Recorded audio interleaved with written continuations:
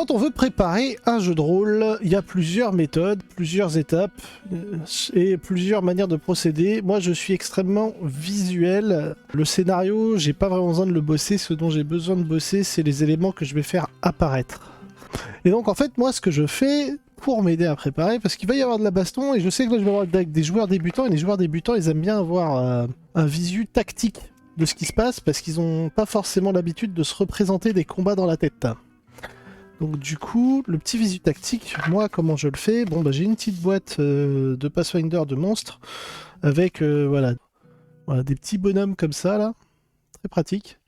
Donc il y en a plein, hein, et de différentes tailles, ça c'est plutôt cool. Tchouk, là, un humain, un monstre un peu plus gros qu'un humain. Et j'ai même du schtroumpf quelque part là. Voilà. On peut voir hein, la différence d'échelle, le petit chien, le gros insecte, le petit toutou. Et donc voilà, moi j'aime bien avoir tous ces petits jetons. Donc en fait hier je me suis fait la liste de tous les jetons que je pouvais utiliser pour dont j'aurais besoin pour la partie. J'ai essayé de tous les sortir, je les ai pas tous, mais j'en ai quand même une grosse partie. Ce que j'ai pas par exemple, c'est un sanglier de taille très grande, il me semble, ou grande, je ne sais plus, mais en gros un gros bestiau que je n'avais pas. Donc ça j'improviserai. Mais ça, j'avais pas. Et je vais aller chercher donc... Tac. Il est juste là, pas besoin d'aller bien loin. Pop, pop, pop, pop, pop, pop.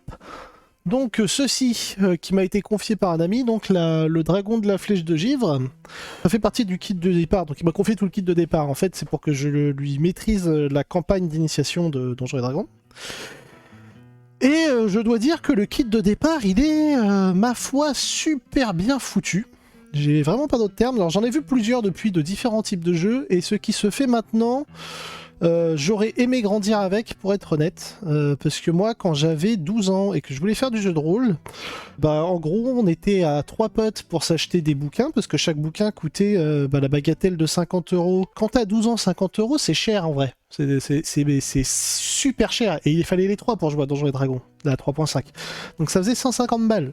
Ce à quoi on ajoutait les dés, on montait à 180 balles à peu près. Non, très clairement, des enfants n'ont pas les moyens de jouer à Donjons et Dragons à cette époque-là. Aujourd'hui, pour 20 € ou 25, je sais plus si c'est 20 ou 25, mais les kits, en gros, ils vont proposer. Alors, dans le cas de Donjons et Dragons, ce qu'ils proposent, c'est des règles pour pouvoir monter des persos jusqu'au niveau 5, en sachant qu'on peut trouver sur internet gratuitement, en libre accès et légalement, des règles pour monter les persos jusqu'au niveau 20. Donc si le jeu t'a plu, tu as moyen de trouver sur internet, sans avoir besoin d'acheter de bouquins ou quoi que ce soit, de quoi monter tes persos jusqu'au niveau 20. Alors à ce niveau-là, Donjons et Dragons, ils ont un peu cassé le game. Mais c'est pas mal. Ce que tu trouves aussi dans la boîte, c'est un kit de dés qui permet déjà de jouer. Hein. T'as pas besoin de 70 dés pour jouer avec des copains. Donc ça, j'ai trouvé ça pas mal. Des fiches de perso, comme ça, t'as pas besoin de les imprimer pour ta première game. Le scénario, donc l'aventure, le livre d'aventure, ce que je vais bosser aujourd'hui. Des maps. Un petit écran de jeu, alors tout pourri en fait, c'est du cartonné un peu. Qu'est-ce que j'ai en équivalent? Je vais avoir ça là, le vieux truc de Warhammer V2. Donc en gros, c'est pas bon, c'est sympa, mais c'est pas hyper solide. Disons que bon, Donjons et Dragons, ils ont des trucs équivalents. Voilà. Genre, ils ont des trucs comme Pathfinder, donc des gros machins bien cartonnés, bien solides, avec plein de détails. Mais là, il y a un tout petit, certes, mais qui fait le taf en tant que... Comprendre l'utilité de l'objet, c'est là. Il y a le résumé des règles, il y a des illustrations. Il est assez joli, d'ailleurs, faut dire. Ce qui est plutôt pas mal, ça, à ce niveau-là. Donc, plutôt réussi ce kit d'initiation. Très impressionnant.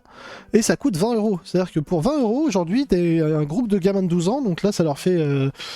on va dire 7 € chacun. Pour 7 € chacun, un groupe de gamins de 12 ans peut se lancer dans des parties de jeux de rôle et découvrir le truc.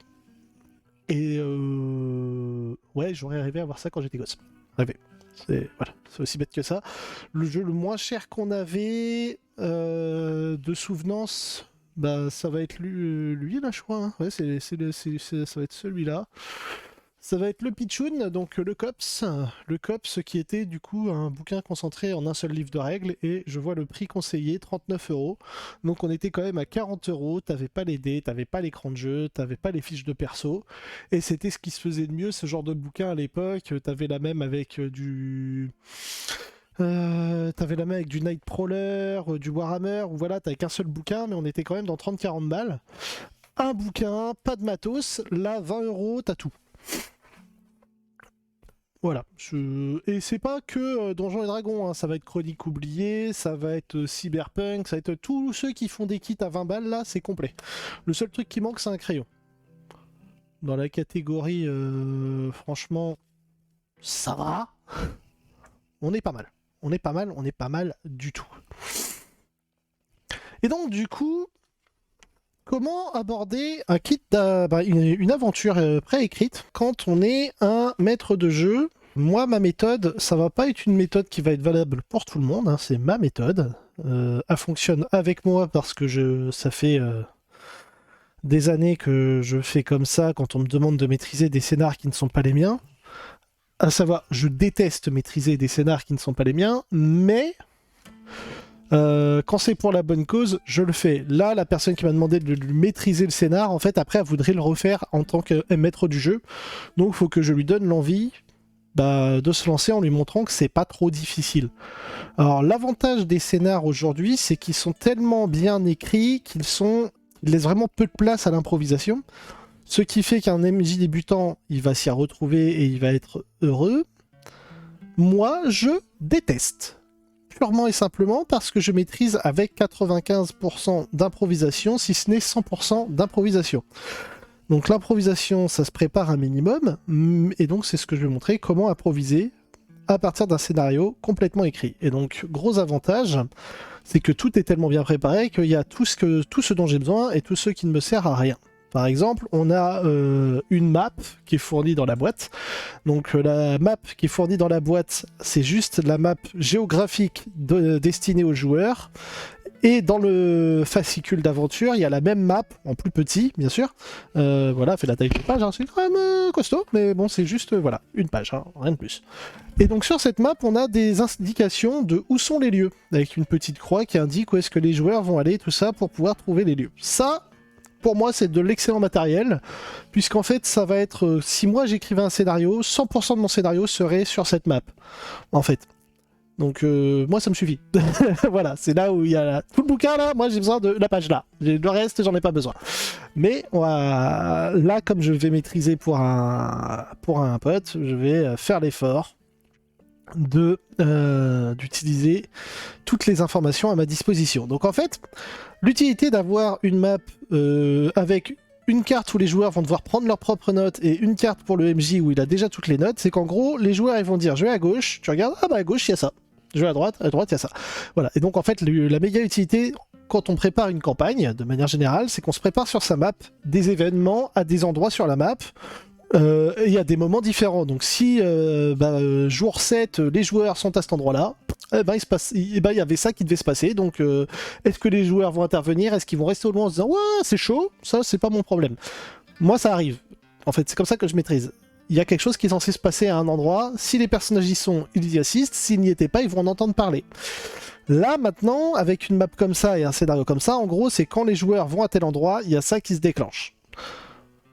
C'est vraiment une mécanique de jeu vidéo, c'est pour ça que je déteste maîtriser comme ça, parce qu'en fait le jeu vidéo me frustrait me frustre toujours d'ailleurs par ce manque de monde qui vit malgré ce que tu fais.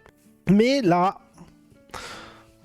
partie débutant. Donc, ce qui est bien, tu as donc les noms des lieux sur l'un côté de ta map, et de l'autre côté, tu as une petite description des lieux. Donc ça, c'est ce qu'il faut préparer en gros quand on prépare une campagne, que nous la créions à 100% ou que nous prenions un truc déjà écrit, ce qu'il faut connaître, c'est sa carte. Alors, pas la connaître par cœur, ça c'est complètement con, mais par exemple, là je vois, il y a les bois de pas d'hiver. S'il y a un truc chelou dans les bois de pas d'hiver, faut que je le sache. Et donc j'ai une petite description du bois de pas d'hiver. Bon bah, qu'est-ce qu'on me balance? Elle semble imprégnée d'une certaine magie, ou du moins d'une atmosphère ésotérique. Bon, une atmosphère ésotérique, ça veut rien dire, mais c'est pas grave, on fait avec. On peut s'imaginer une forêt un peu druidique, un peu, on va dans les bois de Brocéliande, mais on le fait en mode chelou, et donc du coup, on peut commencer déjà à avoir une visualisation de feuilles très vertes, plus vertes que temps normal. on peut se mettre en tête des chants d'oiseaux qui semblent venir d'un peu partout, des animaux qui ont l'air en bonne santé, mais certains qui semblent apparaître et disparaître de nulle part, mais en fait si on s'approche on voit qu'il y a des terriers, des trucs comme ça. Et quelque chose de bizarre, genre ça peut être des gravures sur les bois, des troncs d'arbres, des trucs comme ça, parce qu'en plus là on dit, il semblerait, il y a des rumeurs comme quoi qu'il y a des lanceurs de sorts qui vivraient reclus dans les profondeurs du bois. Donc on peut imaginer des marquages, des choses comme ça, qui permettent aux gens de développer une légende locale. Je n'ai pas encore tout lu, donc je sais pas s'il y a vraiment des sorciers qui sont dans le bois de pas d'hiver, mais ce que je sais, c'est que si je veux qu'il y ait cette légende locale, c'est qu'il faut qu'il y ait des signes. Donc des choses soit très anciennes, soit très récentes, qui vont faire penser aux autochtones qu'il y a quelque chose de bizarre. Mais voilà, et donc ça va être la réflexion que vont devoir avoir les joueurs quand ils vont rentrer dans la forêt, quand je vais leur décrire leur forêt, il faut qu'ils se disent « Ah, c'est mystique un peu, c'est bizarre ». Ils vont voir des choses. Par exemple, il y a cette pierre avec... Il y a une espèce de gravure dessus, quand tu t'approches, ouais, ça a l'air d'être une rune magique. Donc bon, bah forcément, il y a le mage du groupe qui va dire attends, bah, je vais essayer de la lire et tout. Et bah, s'il y a vraiment des lanceurs de sorts, bah, il peut se passer un petit truc, genre la pierre se met à briller, ou ça fait un petit bruit, ou un petit truc comme ça, ou ça envoie un message, genre ça. Et si c'est pas des lanceurs de sorts, bah en fait, ça va faire un truc chelou mais pourri. Genre d'un seul coup, t'as l'impression que les abeilles te parlent, ou mais elles viennent te bourdonner à l'oreille. T'as vraiment l'impression qu'elles veulent te dire quelque chose, mais bon, bah tu comprends pas le langage des abeilles, c'est dommage. Et voilà, une connerie comme ça en fait qui va leur donner l'impression, c'est-à-dire le mage peut être potentiellement convaincu qu'il y a quelque chose, parce que bon bah après tout une magie ancienne ça peut toujours sortir à un moment donné, mais concrètement parlant en fait il n'y a rien de prévu. Donc ça c'est moi la manière dont je le ferai. S'il y a vraiment des mages, il va y avoir un truc chelou qui va permettre aux joueurs de tirer leurs conclusions. En fait ouais, l'objectif c'est que mes victimes estiment qu'il se passe quelque chose. C'est pas il se passe quelque chose, c'est les victimes pense qu'il se passe quelque chose. Beaucoup plus intéressant pour moi. Donc l'aventure. L'aventure, donc si on regarde, après il y a plusieurs maps. Il y a aussi une map du village où c'est censé se passer. Et l'endroit où c'est censé se passer s'appelle Phandaline. Et donc Phandaline est situé quelque part sur la map. Et je trouve ça extraordinaire, voilà. Phandaline, Daline avec un D. Et donc on est dans la région de Pas d'Hiver. Il y a 2 points autres majeurs apparemment sur la map. Un sanctuaire important. Et qu'est-ce que c'est que ce truc? Ils m'ont mis Pas d'Hiver, mais je ne crois pas qu'on puisse aller à Pas d'Hiver. Bon, parce que Pas d'Hiver, c'est une ville importante de l'univers D&D, mais là, il n'y a rien, moi, qui me donne le matériel pour Pas d'Hiver. Donc, en fait, Pas d'Hiver, c'est là où ils comptent aller, ou là d'où ils viennent, mais c'est pas là où ils vont aller pendant la partie. Et je trouve vraiment con qu'ils me le mettent sur la map, parce que du coup, les joueurs, ils vont vouloir y aller. C'est un peu le problème des donjons préécrits. C'est-à-dire, les joueurs, ils sont censés faire tout ça. Donc, t'as tes victimes, t'as prévu qu'elles sont censées aller là-dedans partout. Mais moi, en tant qu'MJ, je sais d'avance et d'office, s'il y a une grosse ville, ils vont vouloir aller à la grosse ville. Alors, bien sûr, je leur laisse faire le chemin et puis ils sont refoulés par les gardes. Mais s'ils sont refoulés par les gardes, ils vont vouloir passer en douce. Et donc, en fait, je vais avoir un scénar entier où ça va être eux qui essayent de rentrer et qui vont se faire botter le cul. Parce que toute la campagne se passe en dehors de Pas d'Hiver. Et je trouve ça très con, donc, du coup, d'avoir mis Pas d'Hiver sur la map. Parce que les joueurs vont vouloir y aller. C'est comme ça. Même si tu passes un accord au début, le fait qu'il y ait la possibilité d'y aller, parce que c'est sur la map, fait que les personnages vont aller à Pas d'Hiver. Ne jamais mettre une zone sur une map si tu ne veux pas que tes personnages y aillent. Parce qu'à partir du moment où elle existe, tu vas la décrire. À partir du moment où tu la décris, ils vont vouloir y aller. C'est la base. Mais bon, c'est pas grave. Donc, je vais avoir plusieurs zones que je vais devoir observer. Donc en fait, là ça, donc tout ça j'en ai plus besoin. C'était mes petits jetons, donc ça je peux le dégager. Mais donc, je vais avoir les lieux importants. Alors les lieux importants, en gros, ça va être les lieux dans l'ordre. Moi, je vais les mettre dans l'ordre dans lequel les joueurs vont y arriver. Donc les victimes, en fait, se déplacent sur la map et vont pouvoir aller à différents endroits. Et on va espérer que ce soit pas des gros bâtards. Donc c'est mort, mais bon. On va espérer qu'ils suivent la trame principale, puisque le jeu est conçu de manière à ce que ils suivent cette trame principale et ne fassent rien d'autre que suivre la trame principale. Alors la véritable menace et le moyen vraiment stupide et bourrin de les empêcher d'aller à pas d'hiver, c'est techniquement parlant en fait tout le dragon de la flèche de givre. On est quand même sur un titre très discret et subtil, indique très clairement qu'il y a un dragon qui rôde dans les environs, donc s'ils prennent le mauvais chemin, tu peux faire comme dans un jeu vidéo et leur mettre une barrière, mais bien visible, par contre pas invisible, avec un gros dragon qui vient et qui leur souffle à la gueule, qui les met KO et ils se réveillent au village. Au bout de la 5e fois, peut-être qu'ils vont comprendre qu'il faut qu'ils restent dans les clous. Je trouve ça stupide et sans intérêt, complètement insipide. Mais je crois que c'est la manière préconisée pour les empêcher de sortir des sentiers battus. Je trouve ça extrêmement dommage. Donc l'aventure commencera dans la petite ville minière de Phandaline. Bienvenue à Phandaline. Si on lit bien tout le truc, donc les personnages commencent à Phandaline. On ne sait pas d'où ils viennent, on ne sait pas où ils vont. Ce que l'on sait, c'est où ils sont. Donc Phandaline, donc ils ont... De toute façon, c'est une grande... Il y a une grande route qui va à Pas d'Hiver ou qui part de Pas d'Hiver. Donc soit ils allaient à Pas d'Hiver, soit ils en venaient. Et donc même la route est même cernée. Donc d'un côté on a Leylon qui est un autre bourg, et au nord on a Pas d'Hiver. Et donc nos personnages sont dans une zone géographique entre ces deux bourgs de la route principale, hein, de la grande route. Il y a un bourg qui s'appelle Phandaline. Et Phandaline, ce que l'on sait dessus, c'est que c'est une... Bon, c'est marqué bourg ordinaire de mineurs, niché dans les contreforts des monts de l'épée. C'est un petit truc. On a 3 fermes, on a allez, on va dire un bâtiment. Bon, il y a une ferme en ruine. 1, 2, 3, 4, 5. Ouais, il y a une quarantaine de bicoques. Un petit sanctuaire, une auberge, un petit marché, un bureau de change. On n'est vraiment pas sur quelque chose de grand, on est vraiment sur village paumé, en reconstruction. Et donc en gros, il y a des colons qui essaient de s'y installer pour en faire quelque chose de solide.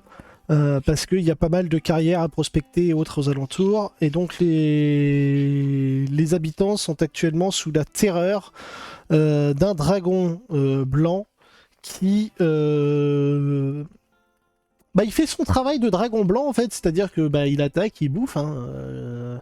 Un dragon dans D&D, que ce soit une créature bonne ou mauvaise selon le manichéisme ambiant, va quand même avoir pour sale habitude de becter tout ce qui passe. Donc voilà, c'est une bestiole qui mange énormément. Les dragons dits bons vont essayer de pas bouffer des humains, mais de les racketter en leur demandant des offrandes. Les dragons dits maléfiques vont racketter les humains, puis les becter. Hein, pourquoi s'emmerder Bon, c'est grossièrement résumé, mais il y a des fois c'est un peu ça quand même. Donc là, qu'est-ce qu'on a? Donc quand on regarde le bourg de Phandaline.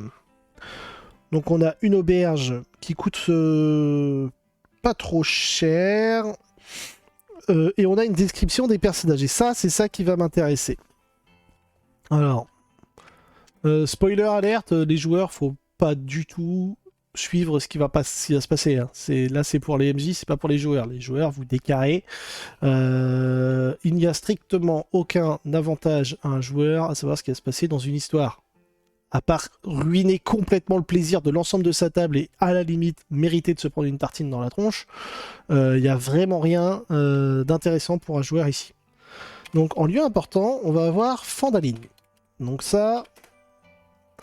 Qu'est-ce que l'on va noter sur Fandaline? Fandaline a plusieurs bâtiments utiles. Donc Fandaline, déjà on peut noter 2 points. Ville, village. Hein, on va pas déconner non plus, c'est un village de départ. Donc les PJ, avec un pluriel c'est mieux. PJ commencent ici. Ils sont là pour l'argent. Hein. Alors ils vont te sortir n'importe quel mytho. La vérité, ils sont là pour le pognon. Afin de gagner leur croûte, ils vont devoir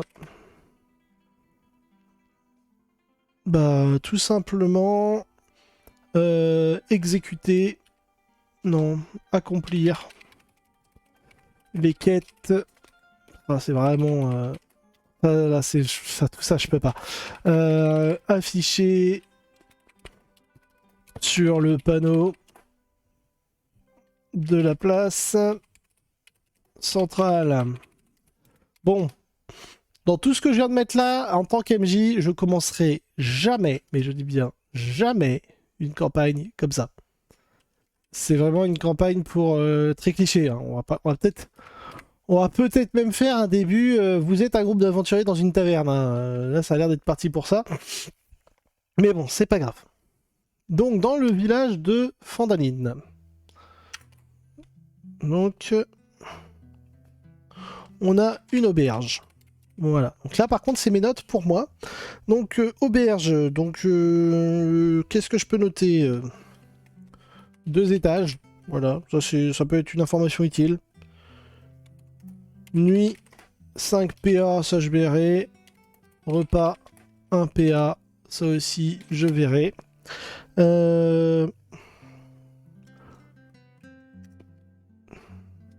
Voilà.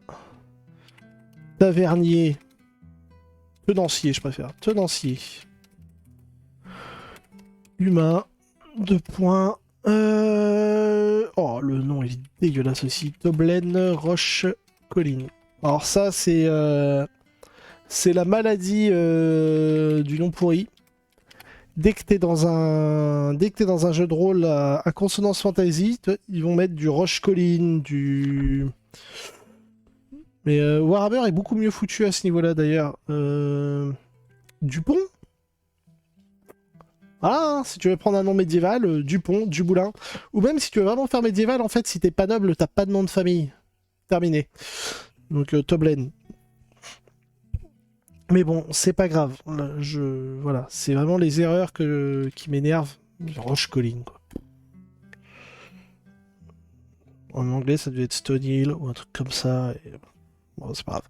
Donc, et lui, il vient de... Mais voilà, en fait, là, j'ai une information, pareil, qui ne me sert à rien. La ville de Trois-Sangliers à l'est. Mais ils iront jamais à Trois-Sangliers à l'est. Donc, voilà, non, il est venu. Voilà. Par contre, petite anecdote sympa.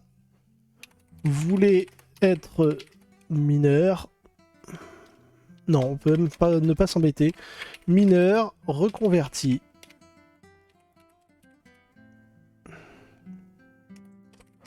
En aubergiste. Alors, l'auberge... Oh, puis, alors, ouais, ils se sont cassés le nom aussi. Auberge de Roche-Colline. Parce que bon... Hein, c'est l'équivalent de chez Dédé, en fait. C'est une auberge de beauf.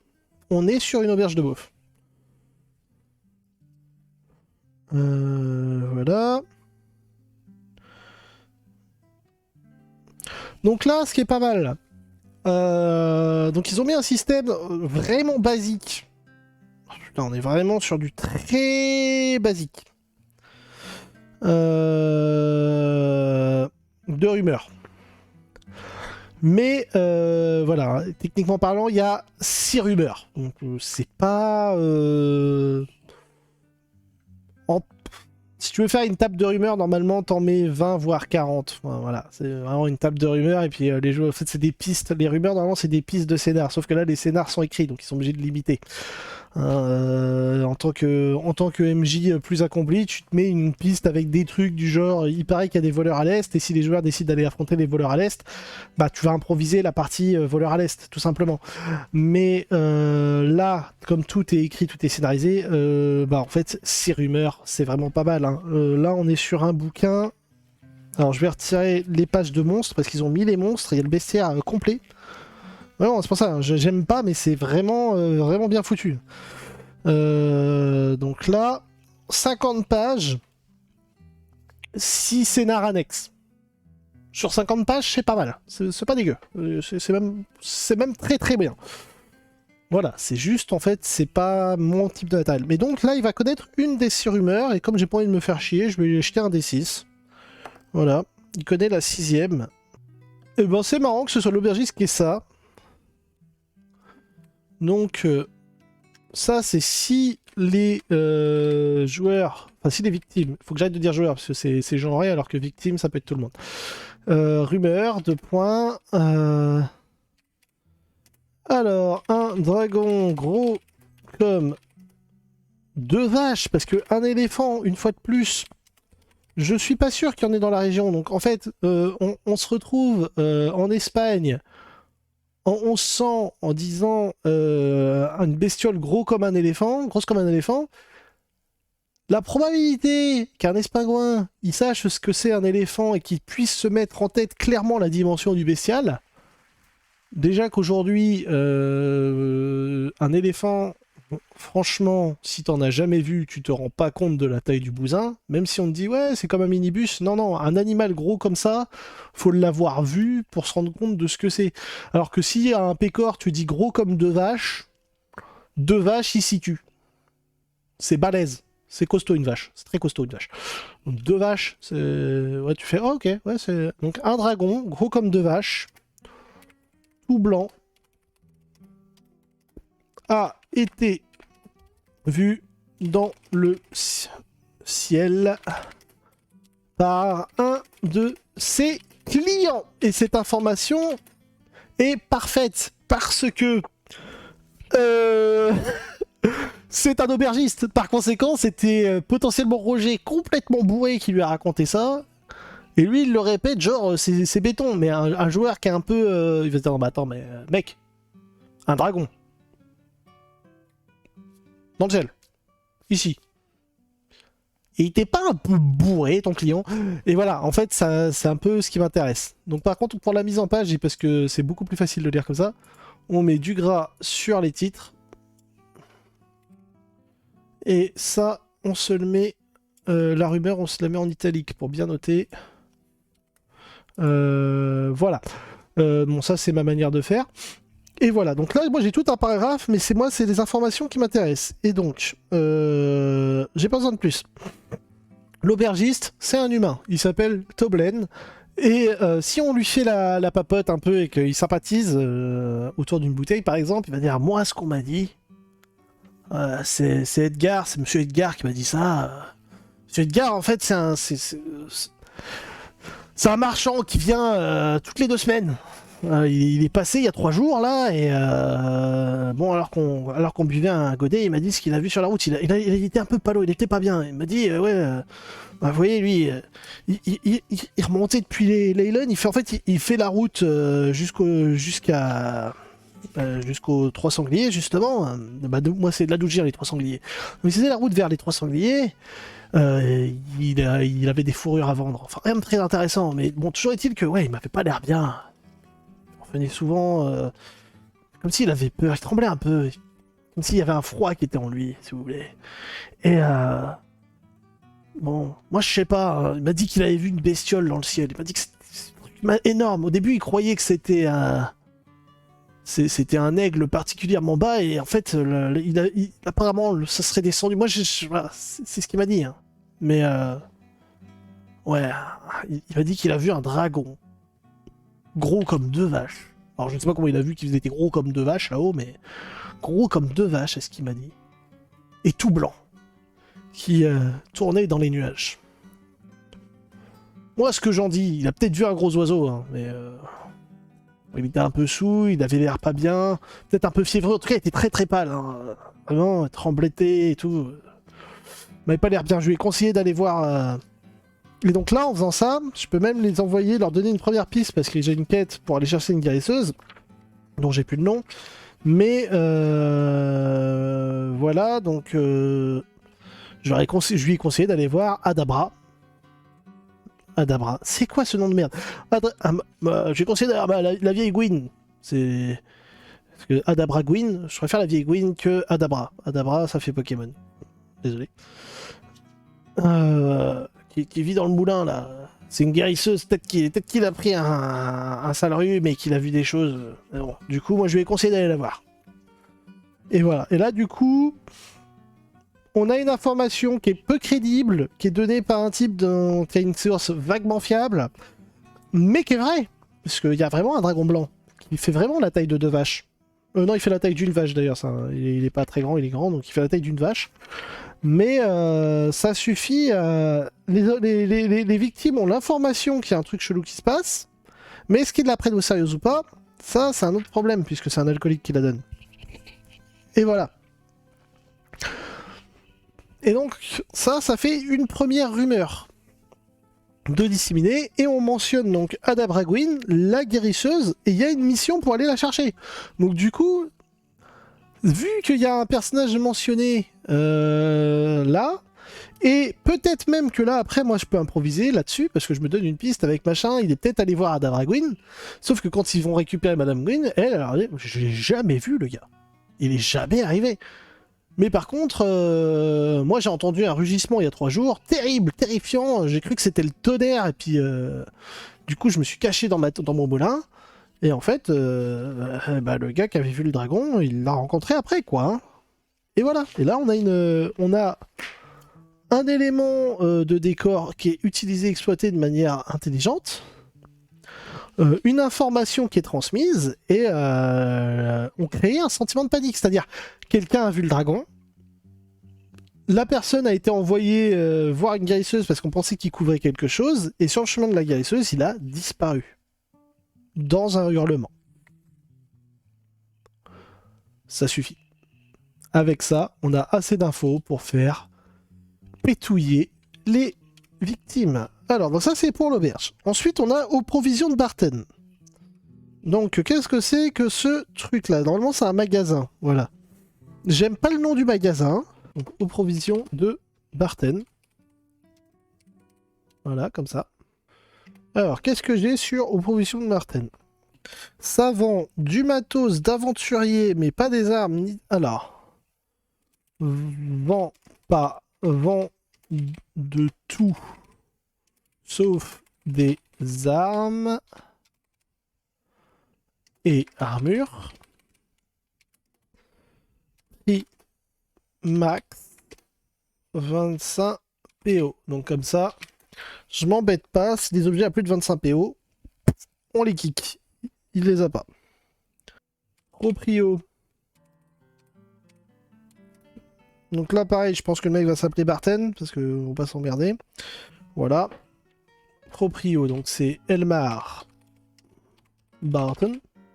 Alors, c'est cohérent, en fait, là, dans la mesure où, comme le village étant en construction, les gens sont nouveaux et tous, donc les magasins sont nouveaux aussi. Et donc là, on a...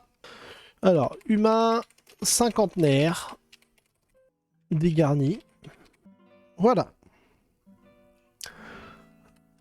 Elmar Barton. Et j'ai des employés. Ça, c'est bien. Jeune humain. Ander et Chardon.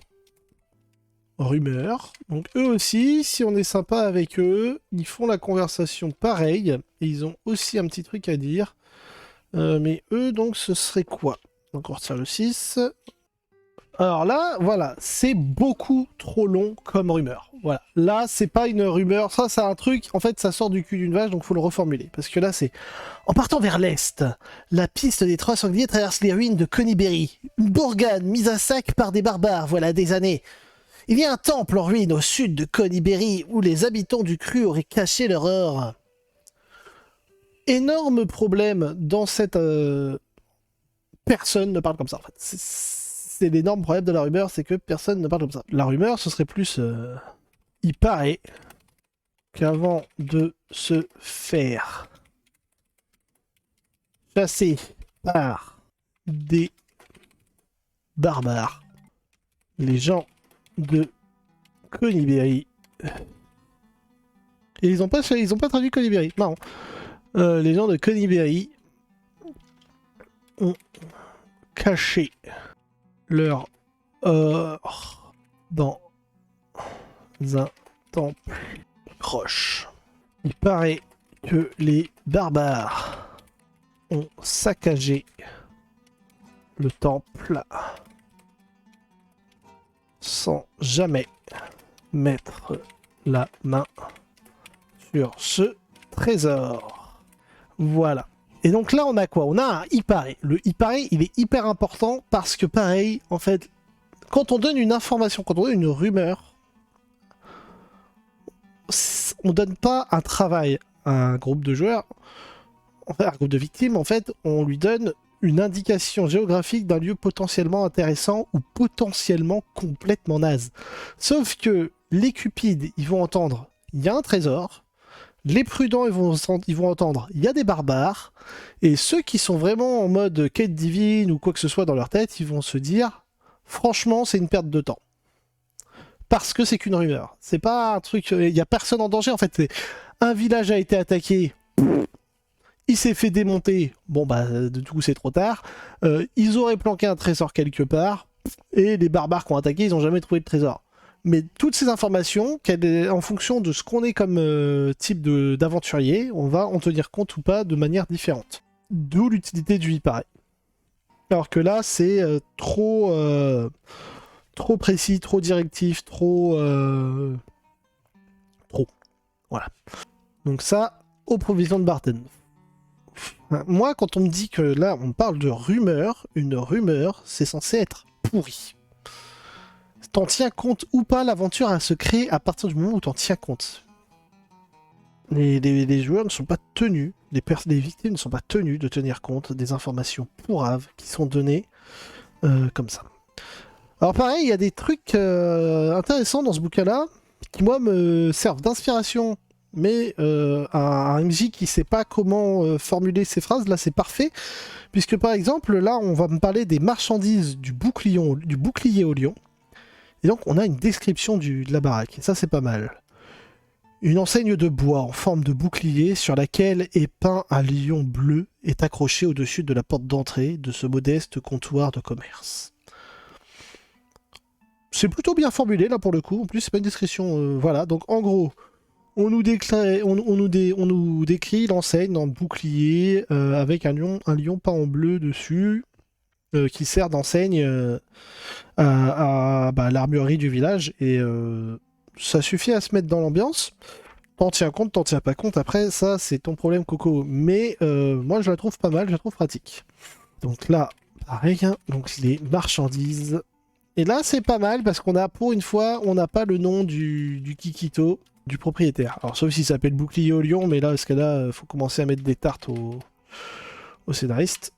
Et ben faut mettre des tartes aux scénaristes, parce que le Bouclier au Lion, c'est une compagnie marchande basée dans la ville de Yartar, à plus de 150 km à l'est. Et donc là, on peut dire armurerie franchisée. Donc moi, ça me parle, je sais que c'est une armurerie, et franchisée, ça veut dire qu'elle appartient à une chaîne. Donc le problème est réglé. Là, on peut voir une information utile, donc encore une humaine, hein, c'est vraiment un village humain. Alors, donc, proprio... humaine trentaine, bavarde, voilà, humaine trentaine, bavarde, ça c'est, voilà, et elle s'appelle Linen, c'est pas un prénom quoi, Grivant, Bon voilà, j'en peux pas, c'est pas grave. On fait abstraction de ça. Et contrairement à Papy, à Papy Barten, Linen n'a pas d'assistant pour l'aider à porter les caisses, donc on peut imaginer déjà que c'est une femme bien entretenue physiquement, puisqu'elle est quand même à même de charger et décharger des caisses d'armes. C'est du métal, ça pèse un poids quand même, hein, et des armures. Armes et armures. Là, on me parle armure franchisée, alimentée régulièrement en armes basiques. Alors, par armes basiques, grosso modo, ce que j'entends, c'est qu'un joueur qui va qu'une victime qui va me demander une arme trop spécifique, je vais lui dire d'aller se faire cuire le cul. Quelqu'un qui me demande une épée, une hache, en fait, les armes basiques, une lance, les armes de chasse, les armes-outils, donc la hache, voilà, arc, ouais, une arbalète lourde, je vais lui dire non, des choses comme ça, puisqu'en fait, il n'y a aucune raison qu'un village se retrouve avec des armes trop soit techniques, soit vraiment spécifiquement destinées au caste de guerrière. Ça, c'est la manière dont moi je le prends. La lance, oui, la vouge, non. Voilà. Après, c'est la hallebarde non plus, enfin voilà. Il y a peut-être une hallebarde dans la ville qui a été utilisée un jour par un milicien, mais voilà, des trucs comme ça, quoi. Je vais éviter de donner accès à des choses trop importantes. Et donc elle aussi a codé une rumeur. On va passer au D4, hein, puisque j'en ai plus que 4, donc voilà, hein. C'est l'avantage, ça va vite. D4. Alors, qu'est-ce qu'elle connaît comme rumeur, la pitchoune? Eh ben, on regarde. En rumeur, elle connaît la première. Ah, une rumeur intéressante, parce qu'en plus, ça vient de la marchande d'armes. Une information utile. Donc, l'information... alors, comment on va la reformuler? Donc, les orques sont encore descendus des montagnes pour s'attaquer aux gens de la vallée. Donc, il y a des gens dans la vallée. Si pas d'hiver n'envoie pas vite de l'aide, ils vont envahir Phandalin et détruire tout ce que nous avons travaillé si dur pour reconstruire. Là, c'est même pas une rumeur, en fait. Et ça, par contre, c'est pas mal. La manière dont elle l'aurait entendu. Donc, les orques. Je me rappelle plus où sont les orques. Parce que les orques, ils débarquent et ils maravent régulièrement les gens. Mais ils sont descendus d'où? Des montagnes. Donc, on peut supposer d'une mine ou des pics ou d'un truc comme ça. Et donc là, la rumeur, elle est plutôt pratique dans le sens où elle indique une menace réelle. En fait, la rumeur, c'est que les orques sont descendus. Mais le fait est qu'ils sont là, ils existent. Donc ça serait un « on m'a dit ». On m'a dit que les orques sont encore descendus de leur fichue montagne. Il serait temps que Pas d'hiver nous envoie de l'aide. On va finir par se faire massacrer dans la vallée. Ah, vous savez pas ce qu'on m'a dit vous savez pas ce qu'on m'a dit? Non, vous savez pas, hein.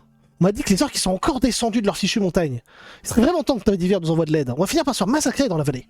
Et comme ça qu'on va le... Voilà. On a quelqu'un qui parle beaucoup, mais là qui s'énerve un peu parce qu'elle se sent en danger. Faut pas là, c'est pas une rumeur balancée à la légère, là c'est une rumeur, la personne est inquiète. Terrifiée même. Parce que c'est terrifiant comme situation si t'as tes voisins qui descendent régulièrement pour te péter la gueule.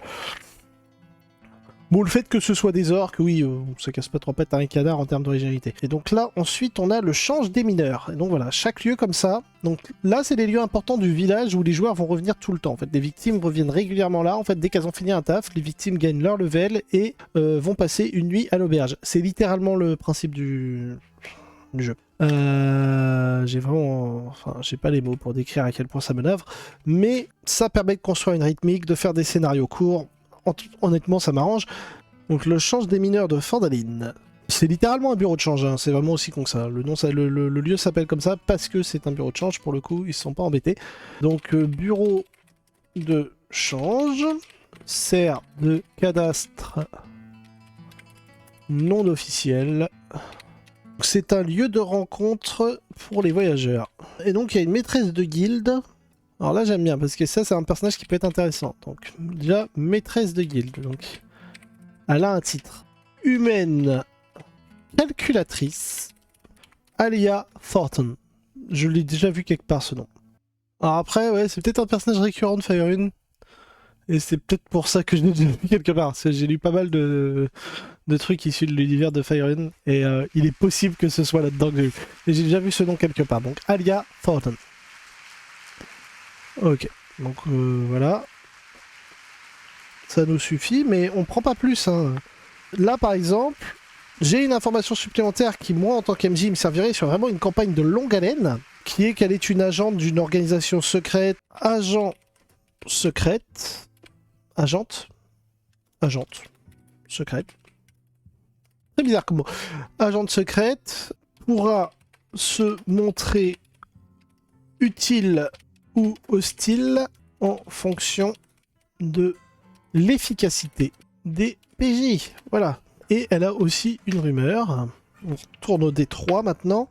Ça, c'est une information utile aussi. Donc, donc on parle d'un vieux phare en pierre à l'est de Phandaline. Sur la côte, c'est un phare. Dont la tour... dont la lumière attire les bateaux qui viennent s'écraser sur leur récif.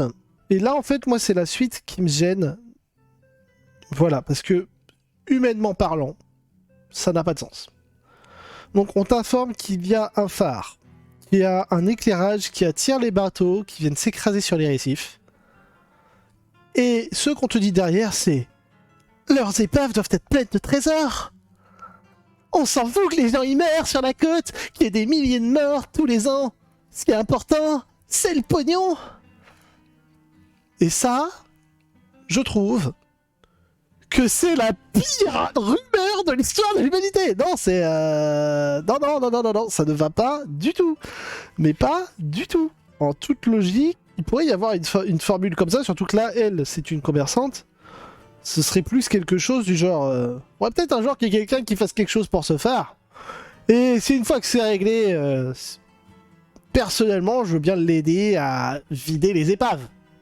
Mais faudrait peut-être déjà, dans un premier temps, mettre fin à ce problème de bateaux qui se crachent sur les côtes tous les ans, en fait. Puisque du coup, s'il y a une... c'est un non-sens total, cette rumeur. Et c'est pour ça qu'il faut l'aborder de manière plus réfléchie que ça.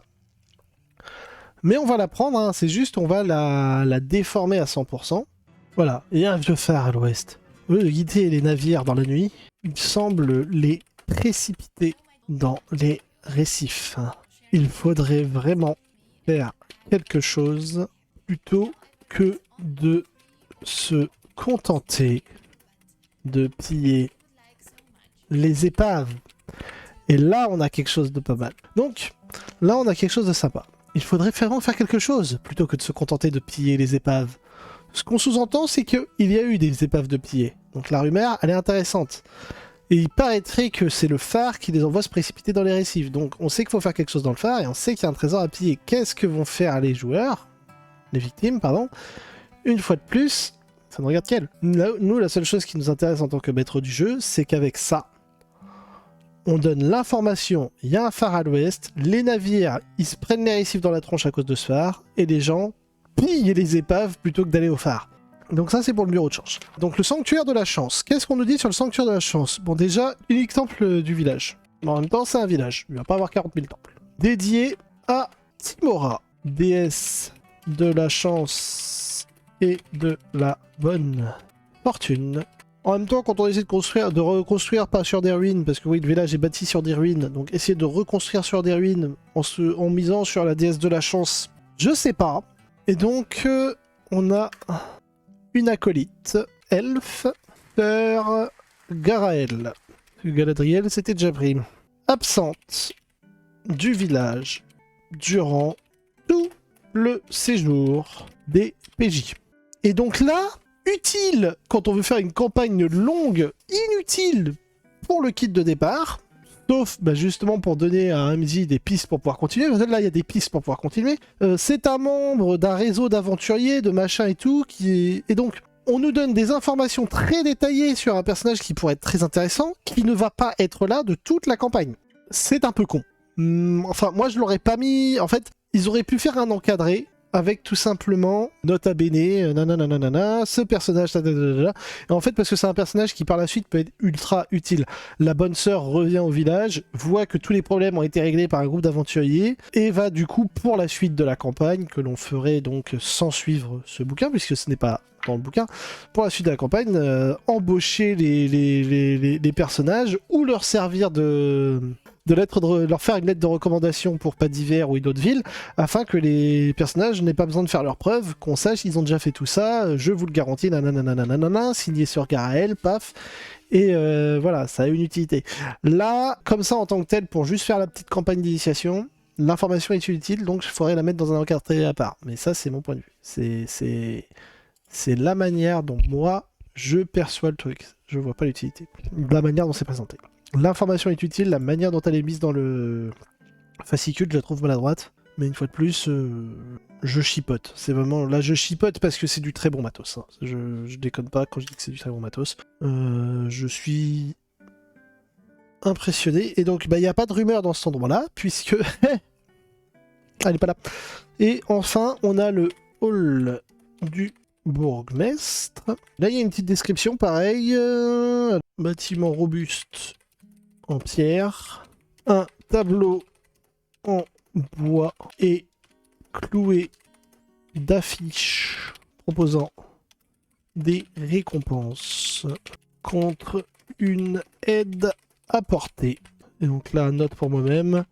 Sortir les cartes de quête. Alors là, c'est un truc qu'ils ont fait. Je trouve ça bien et pas bien. Grosso modo, ils ont fait des petits cartons avec des quêtes dessus. Je vais pas les sortir, mais c'est vraiment des petits cartons, genre des cartes Magic, hein, vraiment rien de... Et donc sur chaque carton, t'as une petite description avec... y a telle personne qu'il faudrait ramener au village, il y a les gens là-bas, faut aller les prévenir qu'il y a un dragon... Enfin voilà, c'est vraiment de ce niveau-là. Et là où ça devient intéressant, c'est que mettons qu'ils aient fait le tour du village, qu'ils aient pas question, ils ont entendu cette rumeur de dragon, et là il y a une des quêtes qui dit il faudrait aller prévenir les nains là-bas qu'il y a un dragon dans les parages. Donc eux ils ont entendu parler d'une rumeur venant d'un alcoolique, mais visiblement le bourgmestre, lui, c'est pas une rumeur. Hein, le bourgmestre paye 50 pièces d'or si on va prévenir les nains qu'il y a un dragon dans les parages. Donc, pour le bourgmestre, c'est factuel, il y a un dragon dans les parages. Et alors, il y avait un truc, je sais plus où c'est, mais normalement, le bourgmestre il refuse de sortir de chez lui, parce qu'il est terrorisé. Et à chaque fois qu'on l'aborde sur le sujet, il dit non, moi je sors pas, si vous êtes un dragon, c'est votre problème, moi je m'en occupe pas. Si vous avez fait le travail, demain vous pourrez venir récupérer votre argent, il n'y a pas de souci, je vous glisserai sous la porte. Mais il refuse de parler aux gens. Il refuse de sortir de chez lui et il va devenir hystérique et intenable si on essaye de forcer sa porte, ça va le rendre fou, voilà, il est terrifié, il est persuadé qu'il y a un dragon qui veut le bouffer. Harbin Wester, bourgmestre, humain, quarantenaire, on me dit mûr, ou quarantenaire c'est mûr. Pompeux, terrifié par le dragon, refuse de rencontrer qui que ce soit. Et donc là, on a la base pour gérer le village. J'ai pas besoin de plus d'informations. Là, c'est colossal. Donc, on a les lieux importants. Donc, bien sûr, on peut improviser d'autres lieux. Hein, là, si y a le voleur qui veut s'essayer à faire une caisse, le paladin qui veut enquêter sur ce qui se passe dans le village. S'il y a des gens qui se font des délires à la con, on peut gérer. Voilà, il y a moyen de faire des trucs. Mais globalement, on a les lieux principaux. C'est un lieu de repos. C'est pas un lieu d'action normalement le village. C'est clairement un lieu où les personnages vont se reposer, où ils vont se ravitailler et où ils vont récupérer leur salaire. Mais on peut avoir des victimes qui vont vouloir en faire plus. Bon, c'est pas mon problème. Donc lieu important. Donc là, on a Phandaline comme lieu important.